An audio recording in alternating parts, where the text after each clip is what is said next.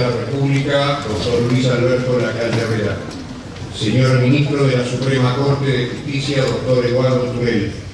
Señores Ministros de Estado, señores Viceministros, señor Presidente de la Cámara de Diputados, señores Senadores, señores Diputados, señores Embajadores y todo el cuerpo diplomático presente, señores Intendentes, señores Presidentes de los partidos políticos, Cardenal Arzobispo Daniel Sturla, señor Rector de la Universidad Católica, autoridades de la confraternidad judeo-cristiana y miembros de las confesiones cristianas presentes, señor ex vicepresidente de la República Luis Hierro López, señor secretario de Derechos Humanos de la Presidencia, señoras integrantes del Consejo Directivo de la Institución Nacional de Derechos Humanos, señor rabino de la nueva Congregación Israelita, señores ediles de Montevideo, señores alcaldes, autoridades de empresas y organismos del Estado, directores, editores y representantes de los medios de difusión, autoridades de la nueva Congregación Israelita, NSI, del Comité Central Israelita, de la Organización Sionista del Uruguay, del Centro Recordatorio del Holocausto y de todas las instituciones judías presentes, autoridades de Benebrit Internacional y de Benebrit Uruguay, señoras y señores, queridas hermanas y hermanos, en nombre de Benebrit y de la nueva Congregación Israelita y de las instituciones que también auspician este evento, Comité Central Israelita y Centro Recordatorio del Holocausto, tengan todos ustedes muy buenas noches y reciban nuestra fraternal bienvenida y reconocimiento por estar aquí cuando conmemoramos hoy 80 años de la Noche de Hospitales. Vamos a dar lectura a una carta recibida en el día de la fecha por parte del Presidente de la República, dirigida a la Presidencia de Benebrit. Valoro y agradezco vuestra cordial nota en la que me extienden una invitación para participar del acto de conmemoración de los 80 años de la Noche de los Cristales Rotos, que se realiza hoy martes 13 de noviembre. Lamentablemente, en esta fecha he comprometido mi participación en la inauguración de la Copa Mundial Femenina de Fútbol Sub-17 de la FIFA, razón por la cual me será imposible concurrir a este importante encuentro. No obstante, deseo expresar mi adhesión a la celebración de un acto de capital importancia para la memoria colectiva global y para la comunidad judía en particular. Sin más, saluda muy cordialmente al doctor Tabaré Vázquez, presidente de la República Oriental del Uruguay. Señoras y señores, hoy nos encontramos aquí para ejercer la memoria y para profundizar la reflexión. Recordar a quienes sufrieron los horrores del nazismo y quienes fueron víctimas de la Shoah. Y tributar a quienes pudieron sobrevivir y legar sus memorias. Reflexionar sobre los cristales que se siguen rompiendo, los mensajes de odio que taladran los cimientos de la democracia, los horrores que se suman y la indiferencia que los soslaya. Comenzamos con la memoria procediendo al encendido de las 6 primeras luminarias de la menorá, el candelabro de 7 brazos, símbolo de la nación judía, por parte de sobrevivientes de la Shoah. Para encender la primera luminaria, la que simboliza la luz, invitamos al ingeniero Alejandro Landman. Presidente del Centro Recordatorio del Holocausto, ingeniero civil, nacido en 1933 en Stanisławo, en Polonia. Llegó a Uruguay en 1948, habiendo sobrevivido 2 liberaciones, la última del Lvov, en Ucrania. Luz, Vayomer Elohim y Eior Vayeior. En un comienzo reinaba la oscuridad sobre la faz del universo y Dios dijo, hágase la luz, y la luz fue hecha. Este fue el acto decisivo de la creación. Formó el universo y lo hizo radiante de luz. Desde aquel primer día, la naturaleza proclama la existencia de Dios. Muchas gracias.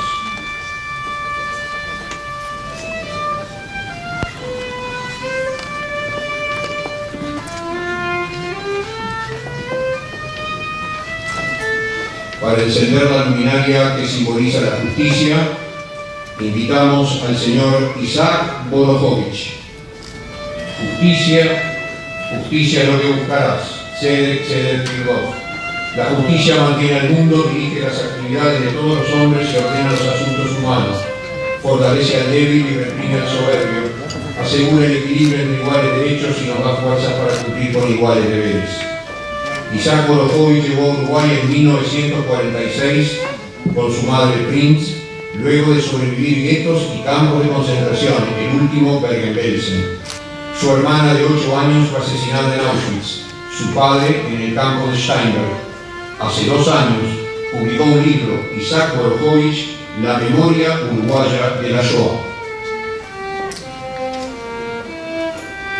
Para encender la luminaria que simboliza la paz, convocamos a la señora Clara Singer.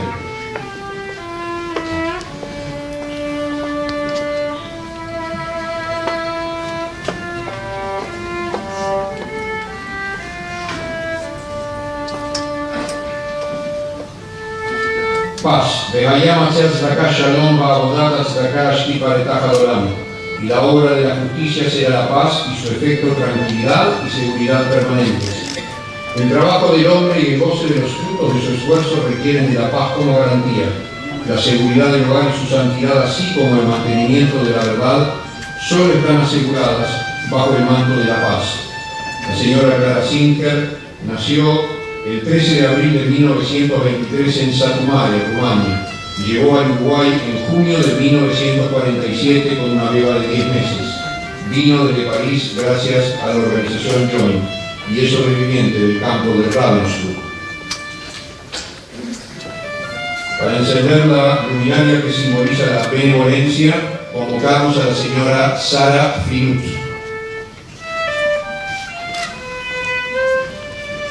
Benevolencia. Toba Yinge Boraj Kinatán y la Dal. Quien es generoso será bendito porque da de su pan al pobre. De muy diversas maneras cada uno de nosotros puede prestar algún servicio a sus semejantes. Las desgracias se disfrazan con múltiples vestiduras y nos corresponde brindar a tiempo ayuda generosa, así como también apoyo fraternal. La señora Sara Filut, sus padres que eran de Pruslitz, Polonia, estuvieron en el gueto de Machów, en Polonia. Su padre tenía una hermana en Uruguay, donde llegaron finalmente en el año 1948, cuando ella tenía 5 años. Para encender la luminaria que simboliza la fraternidad, convocamos a la señora Bronislava Pecha.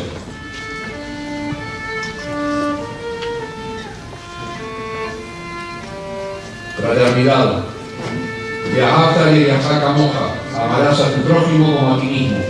El amor fraternal nos lleva no solo a trabajar en beneficio propio, sino también el de los demás, contribuyendo así a su felicidad.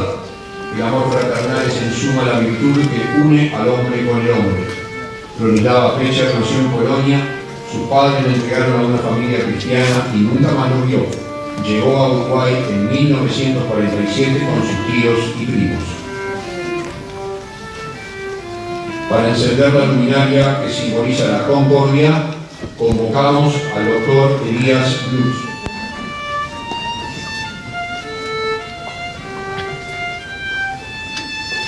Concordia.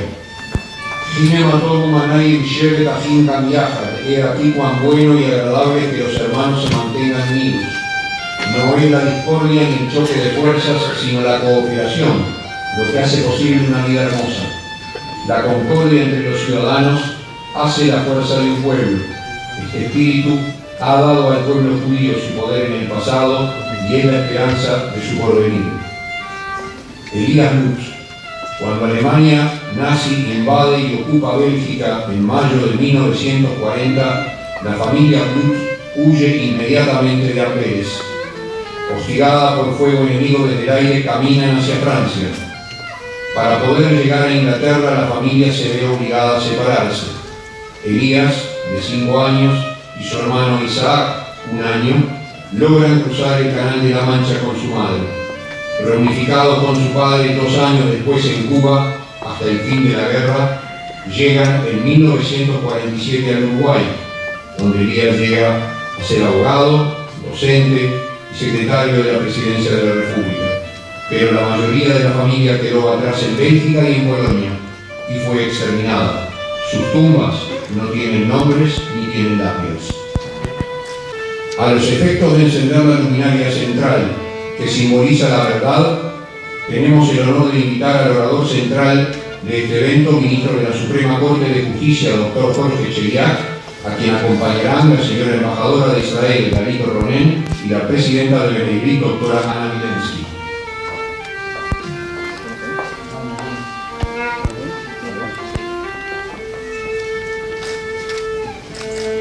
Verdad. Jotamoshe Lakadosh Baruch Emet. La verdad es el sello de Dios. La verdad es el corazón de la vida. Sin ella, ningún trabajo tiene valor, ninguna palabra crédito, ninguna personalidad respeto, ningún talento poder. El pueblo de Israel hizo flamear la bandera de la verdad en siglos de oscuridad y su misión es defenderla y mantenerla bien en alto.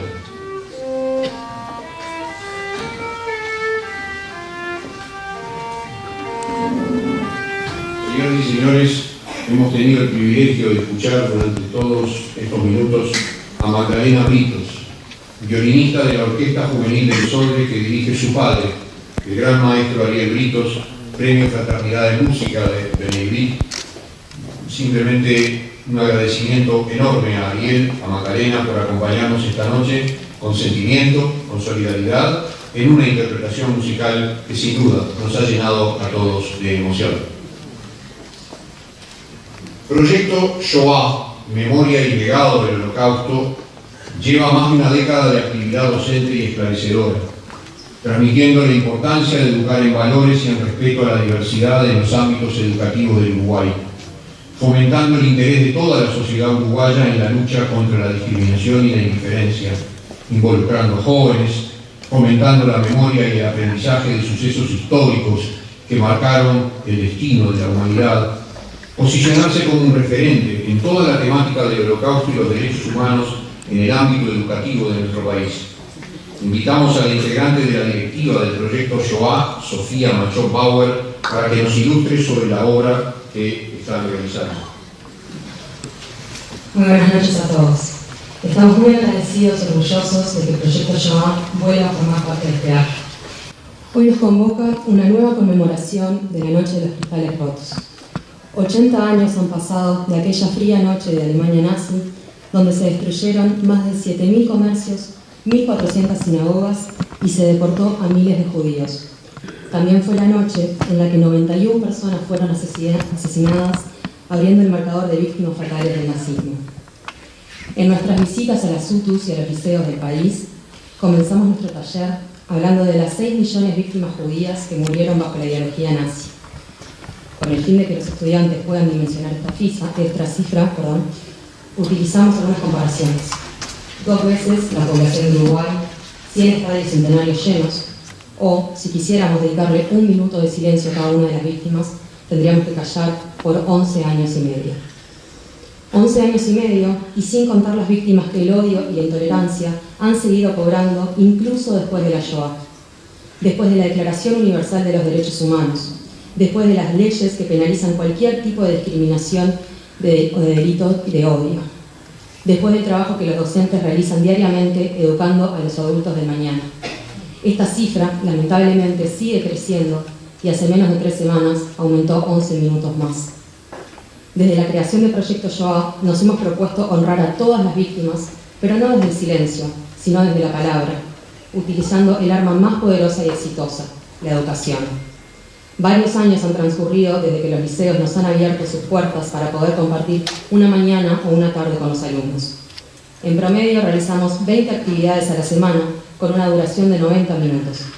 Cada uno de estos minutos son una nueva oportunidad de continuar la memoria y el legado de la Shoah. Como dijo el expresidente de Israel, Ezer Weizman, la memoria acorta distancias.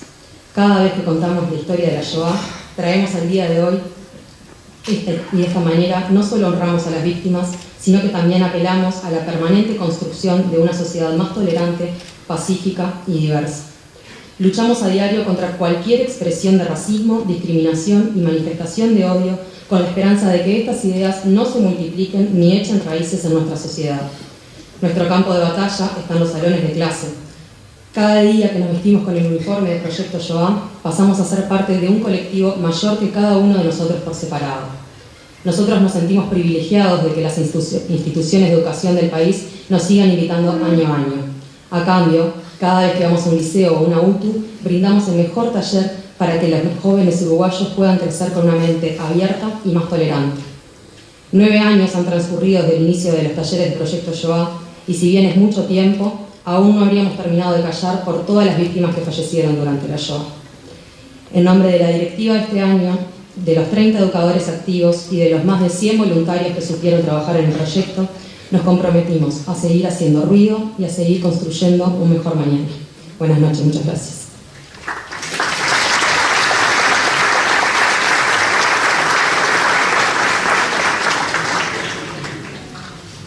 Gracias, Sofía, por tu mensaje. Gracias a su vez por este mensaje joven. Saludamos la presencia de todos los movimientos juveniles que nos están acompañando en esta noche. Con la luz de las 7 velas iluminando el espíritu fraternal y reflexivo de este evento, vamos a proceder a cerrar esta primera parte del mismo con textos de 2 invocaciones que tienen ustedes traducidas en las sillas al castellano. Convocamos al rabino de la nueva congregación israelita, Daniel Dolinsky, y al Hazán Hagai Alcázar.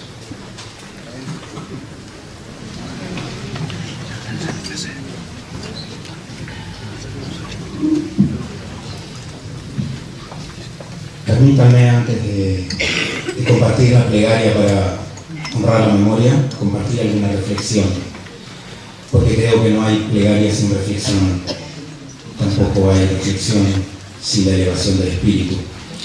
Y a veces los aniversarios redondos tienen ese no sé qué, esa magia que nos hacen reflexionar y sentir algo más concreto. Estamos hoy recordando 80 años de la noche de los cristales rotos.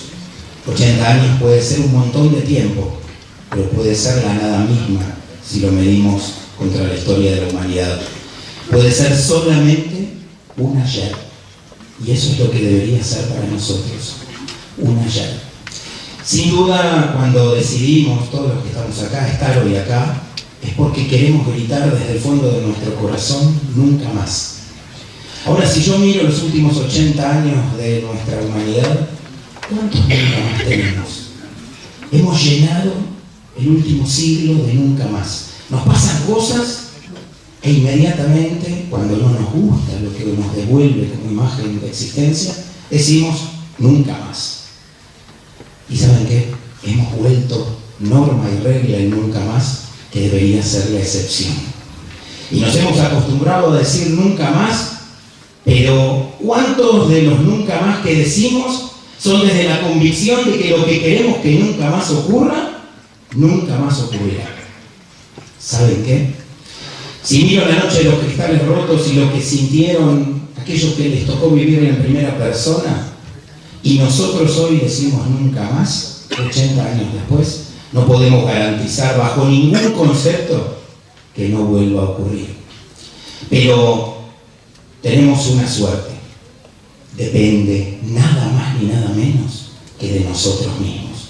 Entonces, si queremos que nunca más sea realidad, dejemos de decir nunca más en la dialéctica y hagamos nunca más. Para hacer ese nunca más, los quiero invitar a que nos pongamos de pie para compartir la oración de recordación, el Kadish Yatom, el Kadish de duelo, que en las palabras de nuestra tradición, de la del pueblo de Israel, nos invita a celebrar la vida y la existencia, el encuentro con el prójimo y la construcción de un mundo mejor. Itgadal Bitkadash Shemer Abba Be'alma Dibra Hilute Ve'yamlich Malchute Ve'chayeichon U'byomeichon U'chayei Dechol Beit Israel Ba'agala U'bizman Karib Ve'ibru. Amén. Yehei Shemer Abba Mevorach Le'alam U'le'almei Almaya Yitbarach V'yishtabach V'yitboar V'yitromam V'yitnaseh Veitadar, veitale, veitalal, shmel kudesha, verihu, leela, minkol birchata, veshirata, tush birchata, venechemata, daviram be'alma, veimru. Amén. Yehe shlama rabba min shemaya, vechaim, aleinu, ve'kol Israel, veimru. Amén. Ose shalom vibromav, uyase shalom, aleinu, ve'kol Israel, veimru. Amén.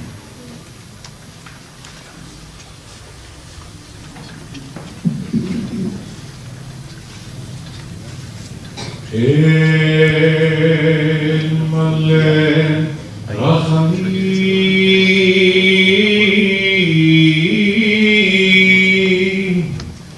Shochem Magramim Amtze Melucha Nechona תחת כנפי השכינה במעלות קדושים טהורים גיבורים כזוהר הרקיע מעזיבים לנשמות אחינו ואחותינו שנהרגו ושנשחטו ושנשרפו ושנטמעו ושנפנקו בידי הנאצים בתקופת השואה מארצות הדמים באירופה במלחמת העולם השנייה ברור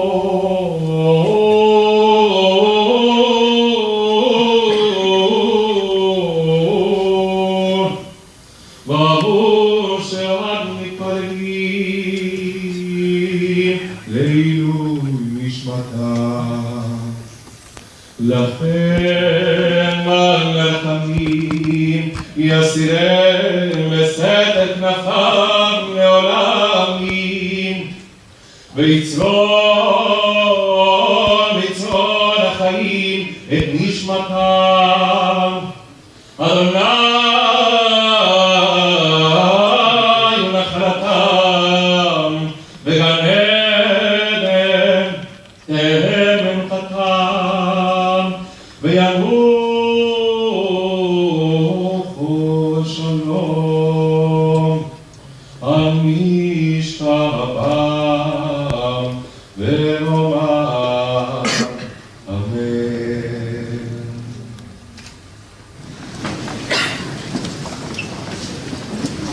Damos inicio a la segunda parte de este acto con el mensaje que en nombre de Leivit dará su presidenta, la doctora Ana Vilenza.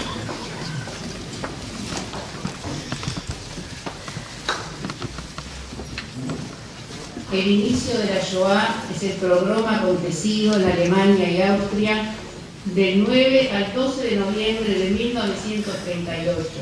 Hoy conmemoramos 80 años de acontecido el mismo. Tal como dijo el rabino Dolinsky, 80 años no es nada para un periodo histórico de la humanidad. Son apenas 3 generaciones para nosotros. Pero seguimos viendo el resurgimiento de rebrotes de ideología nazi que llevaron al mundo a la Segunda Guerra Mundial y a la muerte de las 2/3 partes de la población judía. Un desenlace de un proceso que se inicia con el ascenso del nazismo al poder en el año 1933. No por ser conocidos los hechos debemos soslayar de recordarlos, año a año, porque con el recuerdo y el homenaje a las víctimas de la Shoah seguimos construyendo nuestra memoria colectiva. Estamos frente a un hecho histórico que no se esconde en libros que pocos leen. Para nosotros la Shoah es memoria viva, que nos trae al presente y al futuro la memoria de uno de los más aberrantes acontecimientos de la humanidad, la pretensión de la destrucción de los judíos. La canciller alemana Angela Merkel, en su reciente visita al Museo de la Shoah Yad Vashem en Jerusalén, manifestó que la Shoah fue el peor crimen de la historia y cambió al mundo para siempre. Para nosotros, como judíos, hay, por cierto, un durísimo después luego de la Shoah. Más de 6 millones de personas fueron asesinadas por el mero hecho de ser judíos. Son más de 6 millones de historias de vida y muerte de cada una de ellas, de las cuales muchas se han perdido por ser imposible rescatarlas. No son números, fueron seres humanos condenados por el mero hecho de ser judíos. Están todavía y por suerte entre nosotros quienes fueron víctimas sobrevivientes de los nazis, y hoy, cuando todos hemos podido ver y escuchar su testimonio, nos hemos convertido en testigos, y por ello tenemos la responsabilidad de transmitirlo a nuestros nuevos testigos, quienes los escucharán de nosotros. No se trata de contar la historia. Nuestra misión es preservar la bendita memoria de quienes fueron víctimas del régimen nazi.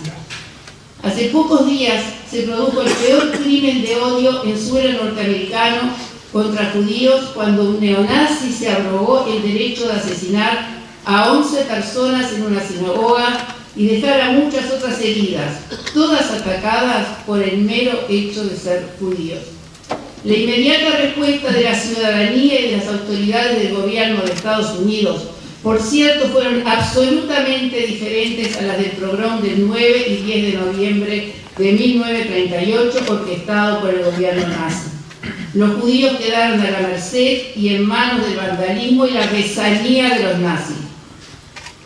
En una suerte de 2 noches, más de 250 sinagogas fueron quemadas, saqueados los colegios, personas asesinadas, cementerios, hospitales, escuelas y hogares judíos fueron vandalizados. El 11 de noviembre de 1938, más de 30.000 judíos alemanes fueron retirados de sus hogares para ser confinados en campos de concentración, de los cuales muchos de ellos no volvieron, solo por el hecho de ser judíos. Esta realidad ya se venía gestando hacía años, y un acontecimiento histórico, fundamental, pocas veces recordado, fue la conferencia de Diane, celebrada el día 8 de julio del año 1938 en Francia, de la cual también se han cumplido 80 años. La misma fue un total fracaso, y de ahí quedó en claro que el gobierno nazi podía hacer lo que quisiera con los judíos, porque nadie saldría en su defensa y amparo. Dicha conferencia se realizó con la presencia de muchísimos representantes de gobiernos democráticos, cubiertos por periodistas de muchos países.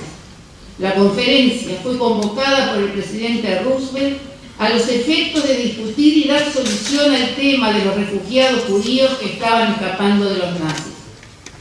Las democracias occidentales, salvo la honrosa excepción de República Dominicana, que aceptó recibir 250 judíos, cerraron sus puertas, incluyendo el Reino Unido, quien detentaba su mandato sobre el hoy territorio del Estado de Israel, impidiendo el ingreso de los refugiados.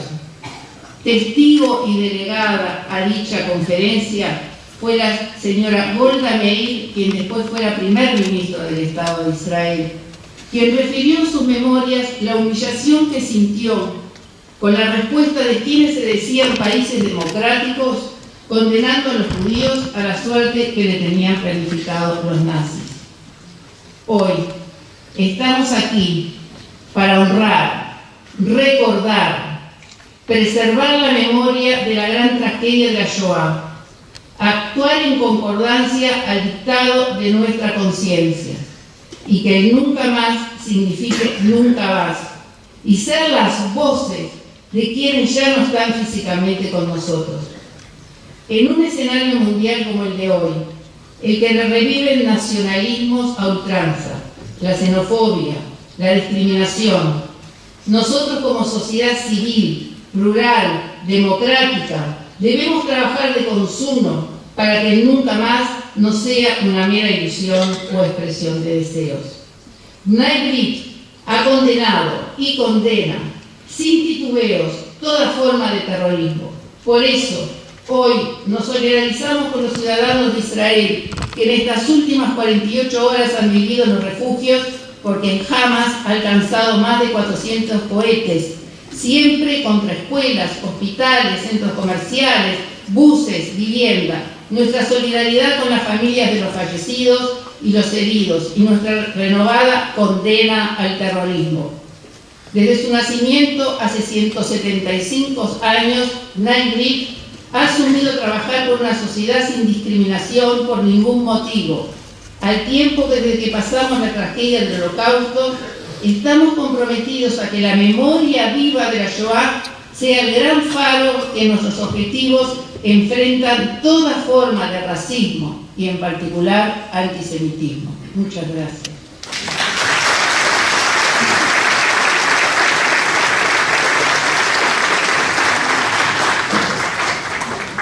Señoras y señores, es un honor para todos nosotros contar hoy, cuando se conmemoran los 80 años de la Noche de los Cristales Rotos, con la palabra, la reflexión, el pensamiento del señor ministro de la Suprema Corte de Justicia y 2 veces presidente de la misma, el doctor Jorge Chediak.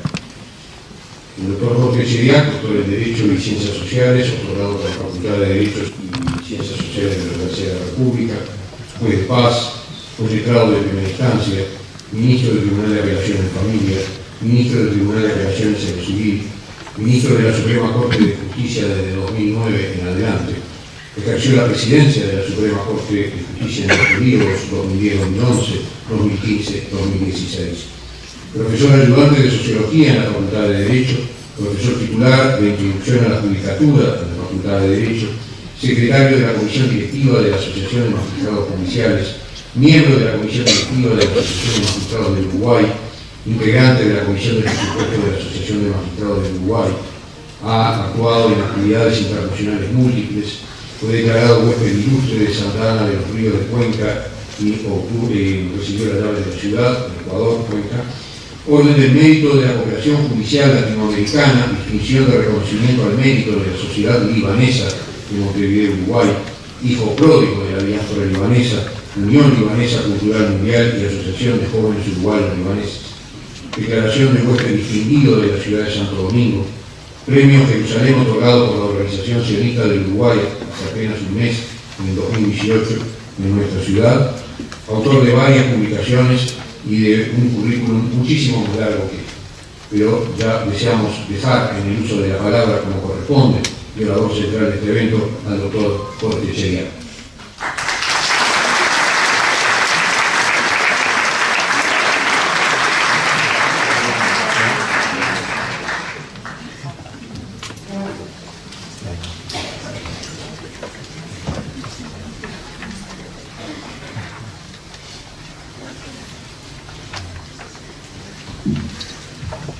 Buenas noches. Un honor. En forma inmediata a su nombramiento como canciller el 30 de enero de 1933 por parte del anciano presidente Paul von Hindenburg, Adolf Hitler procedió a demoler paso a paso todo vestigio del Estado de Derecho. El 28 de febrero, mediante el llamado decreto del incendio del Reichstag, terminó con la libertad de expresión del pensamiento, el respeto a la propiedad privada, la libertad de prensa, la inviolabilidad del domicilio, la inviolabilidad de la correspondencia, la inviolabilidad de las conversaciones telefónicas, así como la libertad de reunión y de asociación. Luego adelantó el llamado a elecciones para el 5 de marzo de 1933 con el objetivo de dotar a su gobierno de una mayoría parlamentaria propia, pero fracasó, pues el Partido Nacional Socialista Obrero Español obtuvo el 43 y 91% del voto popular, por lo cual, tras solo 3 semanas, habiendo arrestado a todos los diputados comunistas y a casi todos los socialdemócratas, logró que el Parlamento aprobase la ley habilitante que le daba todos los poderes del Poder Legislativo por 4 años. Con el engañoso nombre, como solían hacer los nazis, de ley para aliviar las penurias del pueblo y del Reich. Y terminó con la democracia. De hecho, el Parlamento básicamente se suicidó al ceder sus poderes. La ley de partido único del 14 de julio fue aprobada casi sin oposición dentro de su gabinete. Asimismo, procedió a la virtual anulación del Poder Judicial a lo largo de todo ese tiempo. Resultó un golpe devastador para el sistema de justicia heredado de la República de Weimar la creación de los tribunales del pueblo, una especie de justicia paralela inquisitorial que se manejaba con absoluta arbitrariedad y que en pocos años desplazó a los juzgados penales de casi toda su esfera de actuación. Solo fueron quedando los jueces serviles, a los que ha hecho referencia el jurista político y periodista florentino Piero Calamandrei, que no son jueces en absoluto. En este marco de tiranía, el régimen nacionalsocialista se apresuró a implementar políticas antisemitas ya esbozadas por Hitler en su libro Mi lucha, en el año 1925, donde explicaba que el problema judío debía resolverse creando un Estado alemán racialmente puro, gobernado por arios. La primera ley solo de nombre, pues ahora la dictaba el propio Hitler, limitando los derechos de los judíos, fue la Ley de la Restauración del Funcionariado Público Profesional, promulgada el 8 de abril del 33, que decretó que los funcionarios y empleados judíos, así como aquellos políticamente poco confiables, serían excluidos de la administración pública. Ese mismo mes otra ley impuso el cupo del 1,5% en la admisión de estudiantes no arios en las escuelas y universidades públicas alemanas. La ciudad de Berlín prohibió a los abogados y notarios judíos trabajar en asuntos jurídicos. La segregación racial de los judíos se oficializó el 15 de septiembre de 1935, con la aprobación unánime en el partido nazi de las denominadas leyes de Nuremberg, en el 7º Congreso Anual del Partido Nacional Socialista Obrero Alemán, único legal en el Reich desde el 5 de julio de 1933, que denominaron Congreso de la Libertad. Entre las leyes se destacaron la Ley para la Protección de la Sangre y el Honor Alemán y la Ley de la Ciudadanía del Reich.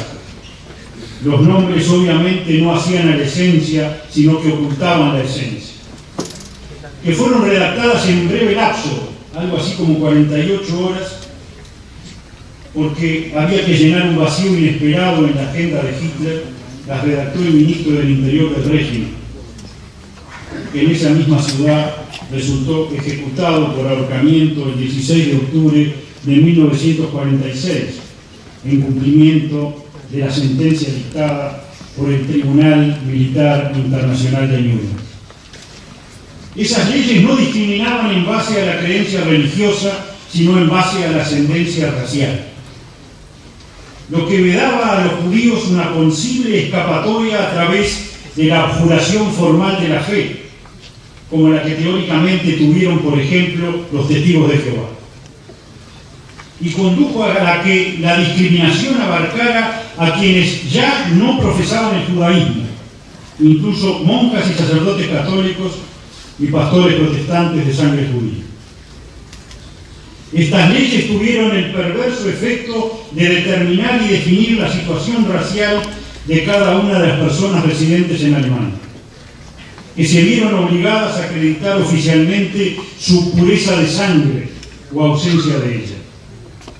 La discriminación se efectuó en 4 categorías: alemanes de sangre, mixtos de segundo grado, mixtos de primer grado y judíos. Se consideraron judíos a aquellas personas descendientes de 4 o de 3 abuelos judíos, y a las que, descendiendo de solo 2 abuelos judíos, pertenecían a la comunidad religiosa judía o estuvieran casadas con un judío. Y una vez que determinaban la situación racial de cada persona, las leyes desplegaban sus duras consecuencias. La prohibición de relaciones sexuales y el matrimonio entre los ciudadanos de sangre alemana o afín y los judíos, con sanción penal incluida. Las relaciones carnales interraciales se tornaron delitos. La privación de la ciudadanía alemana a los judíos y la consiguiente imposibilidad de ocupar cargos y funciones públicas. La fecha de cese fue el 31 de diciembre de 1935. La prohibición de practicar ciertas profesiones, por ejemplo, la abogacía, la medicina y el profesorado, y una cosa formal, la supresión del derecho a voto, que en realidad era el derecho a votar al excluyente partido nazi.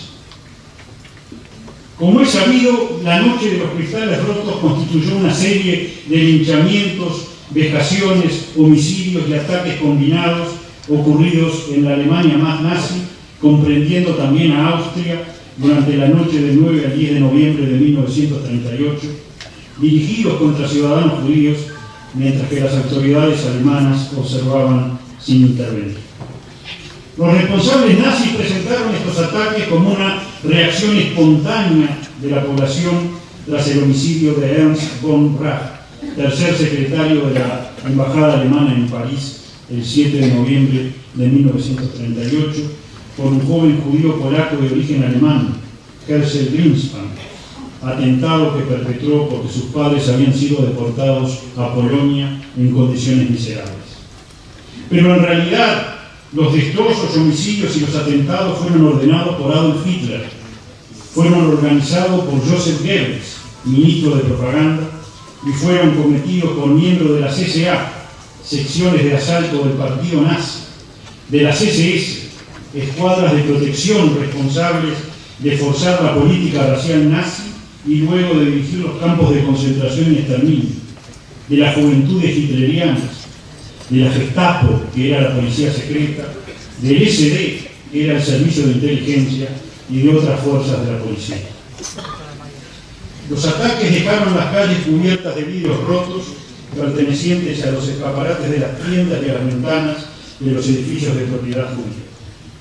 Al menos 91 ciudadanos judíos fueron asesinados durante los ataques y otros 30.000 fueron detenidos y posteriormente deportados en masa a campos de concentración. Las casas de la población judía, así como sus hospitales y sus escuelas, fueron saqueados y destruidos por los atacantes, demoliéndolas con mazos.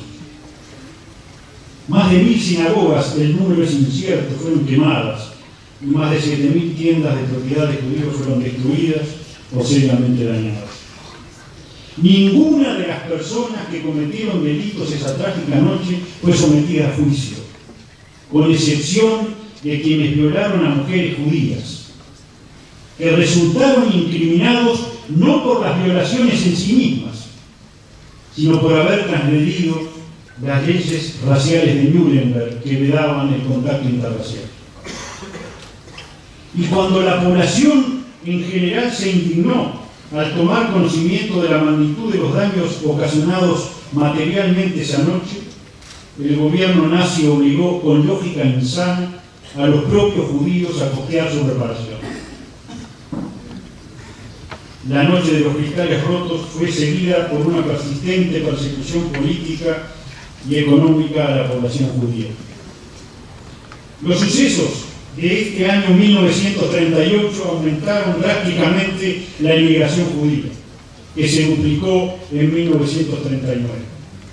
Entre 1933 y 1939, aproximadamente 282.000 judíos se vieron compelidos a dejar a Alemania y 117.000 a dejar la anexada Austria.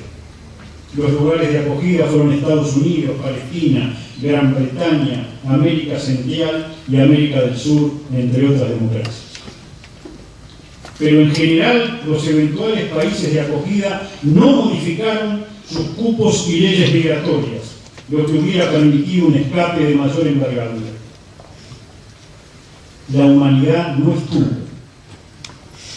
estuvimos a la altura de las terribles circunstancias. La noche de los cristales rotos fue solamente el fin del principio. La solución final, los homicidios masivos, el exterminio planificado, el genocidio, el holocausto, la Shoah, aún estaban por delante.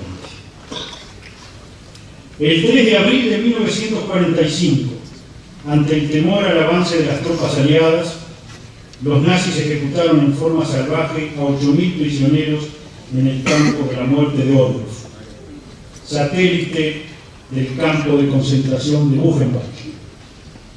Y al día siguiente, a las 24 horas, el 4 de abril, los soldados norteamericanos de la 4ª División de Blindados del Tercer Ejército, al mando del general George Smith Patton, se toparon en forma inesperada con dicho campo.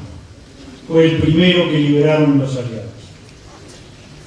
La horrible naturaleza de su descubrimiento condujo a que el 12 de abril de 1945, el comandante supremo de las Fuerzas Aliadas Occidentales en Europa, general Dwight David Eisenhower, visitara el campo junto con los generales Patton y Omar Nelson Bradley.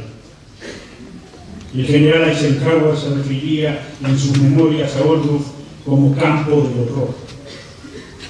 El general Bradley ordenó que el alcalde de la ciudad de Ohrdruf y su esposa fueran conducidos al campo para ver las atrocidades cometidas. Después de ver el horror, regresaron a sus casas y se suicidaron. El general Patton ordenó que el resto de los habitantes de Ohrdruf también fueran conducidos al campo el día siguiente. Asimismo, fueron obligados a exhumar los cadáveres de las fosas comunes y enterrarlos de nuevo en tumbas individuales. Eisenhower promovió que el mundo supiera lo que ocurrió en los campos de concentración y trató de constituir pruebas irrefutables de los deleznables crímenes cometidos. Dispuso detalladas fotografías y filmaciones de los hallazgos. Entre los primeros testigos había dos corresponsales de guerra, Meyer Levin y Erich Schwab, ambos judíos, cuyo registro ha sido invaluable para la historia. Le envió un cable al general George Catlett Marshall, jefe del Estado Mayor del Departamento de Guerra, señalando: si puede usted ver alguna ventaja en pedir a una docena de líderes del Congreso y a una docena de editores prominentes que hagan una visita corta a este teatro de guerra, yo haré arreglos para que sean conducidos a uno de estos lugares, donde la evidencia de la bestialidad y crueldad es tan intensa que no les quedará duda en sus mentes de que estas eran las prácticas normales de los alemanes en estos campos. Ese mismo día, el general Marshall recibió permiso del presidente Harry S. Truman para que estas delegaciones visitaran los campos liberados. Y en forma premonitoria de la negación del Holocausto, también escribió Eisenhower a su superior de entonces: yo entré a propósito para estar en posición de dar evidencia de primera mano sobre estos acontecimientos, por si alguna vez en el futuro se desarrollara una tendencia a decir que estas historias de la brutalidad nazi son solo propaganda. Ahora sí era el comienzo del fin.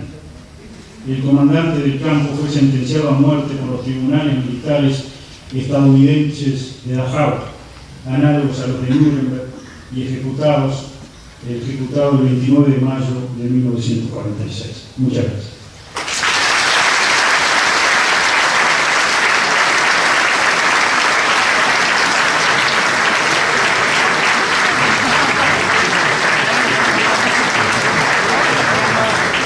Muchas gracias, señor ministro de la Suprema Corte, doctor Jorge Chiriac. En nombre de Beneivit, NCI y las instituciones auspiciantes, agradecemos a todos ustedes su presencia aquí esta noche y volvemos a saludar con un fuerte aplauso al doctor Jorge Chiriac. Muchas gracias.